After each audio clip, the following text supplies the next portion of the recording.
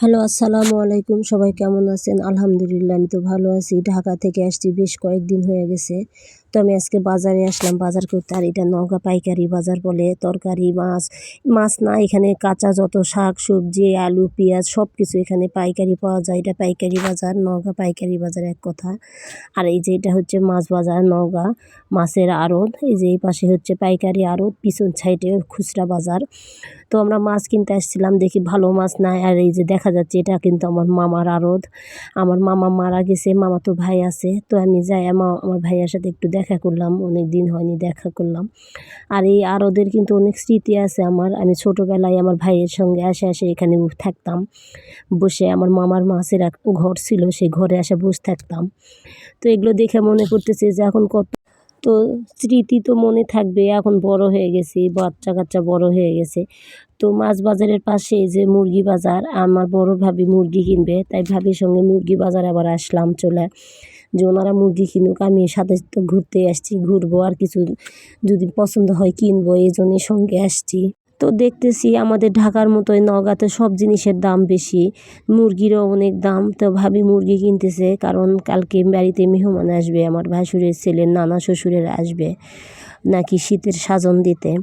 তো আপনাদের সেই ভিডিও দেখাবো। তো ভাবি মুরগি কিনলো আর আমি দেখলাম। সব দেখার পরে ভাবতেছি যে মুড়ি ভাজার জন্য চাউল নেবো। তো এই যে চাল বাজার আসলাম।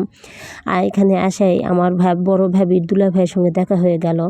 তো ওনার সঙ্গে আমি একটু কথা বললাম আর জিজ্ঞেস করলাম যে এখানে মুড়ির চাল পাওয়া যায় নাকি। তো দুলাভাই বললো যে না, এই বাজারে চাল পাওয়া যায় না, তোমরা আটাপট্টিতে যাও, আটাপট্টিতে পাবা।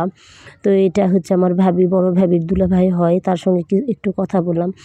বলার পরে আসতে দেখি এখানে মাটির এই যে সারা, এগুলো ঢুসকা সারা আমার পাওয়া যায়। তো আমি ভাবলাম এই একটা হলো সারা কিনবো। এটা হচ্ছে আমরা নওগাঁতে বলি মাছ ধোয়ার চারা, আর ঢাকাতে তো সারা খাদা যে জামেনা ডাকে বলে। তো আমার বড় ভাবি আবার পিঠা ভাজার জন্য একটা খোলা কিনবে।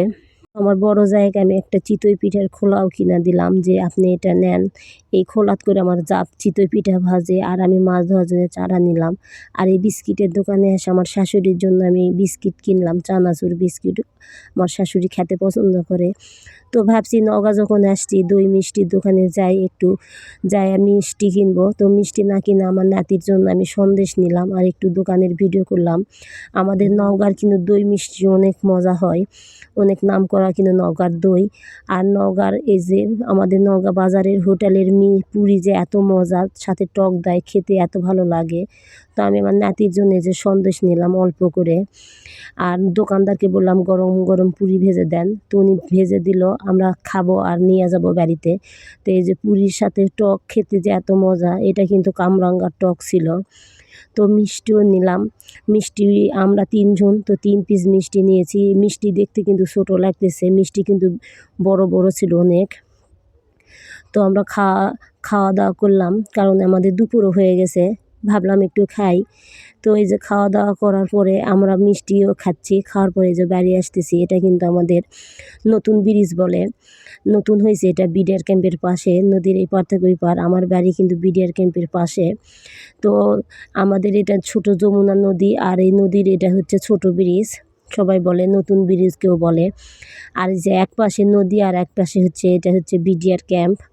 আমরা তো বিডিআর ক্যাম্প বলি, এখন দেখি লেখা আছে বিজিপি ক্যাম্প। তো এই যে ছোট নদী আর এদিকে বিজিপি ক্যাম্প, দেখতে কিন্তু অনেক সুন্দর। বিজিপি ক্যাম্প অনেক বড়। তো এই পাশ দিয়ে আমার বাড়িতে যেতে হয়। আর আমার ভিডিও যদি আপনাদের ভালো লাগে প্লিজ লাইক কমেন্ট করে বলবেন আমার ভিডিও কেমন হয়েছে। তো আমাদের এই যে বাজার করা শেষ, আমরা বাড়ি চলে আসলাম।